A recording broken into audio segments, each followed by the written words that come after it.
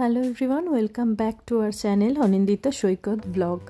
আজকে রেগুলারের মতো কোনো ব্লগ ভিডিও না, তবে ফোনটা ঘাঁটতে ঘাঁটতে এক টুকরো স্মৃতি খুঁজে পেলাম, যেগুলো অবশ্যই আমাদের কাছে ভীষণ সুখে। তাই এই এক টুকরো ভালোবাসা তোমাদের সাথে শেয়ার করে নিলাম। সালটা ছিল 2021।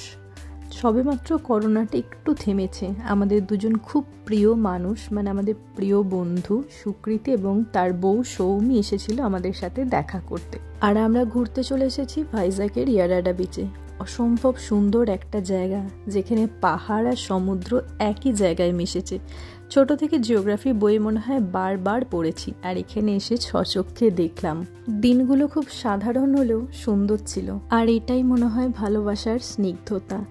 কথায় আছে না, দূরে না গেলে, হারিয়ে না ফেললে কোনো জিনিসের মূল্য বোঝা যায় না। একদমই তাই। হয়তো এই মুহূর্তগুলো আমার জীবনে আর কখনো ফিরে আসবে না, চাইলে রিক্রিয়েট করতে পারি অবশ্যই, তবে উপলব্ধি হয়ে সারা জীবন আমার সাথে থেকে যাবে। Thank you God, thank you so much for everything.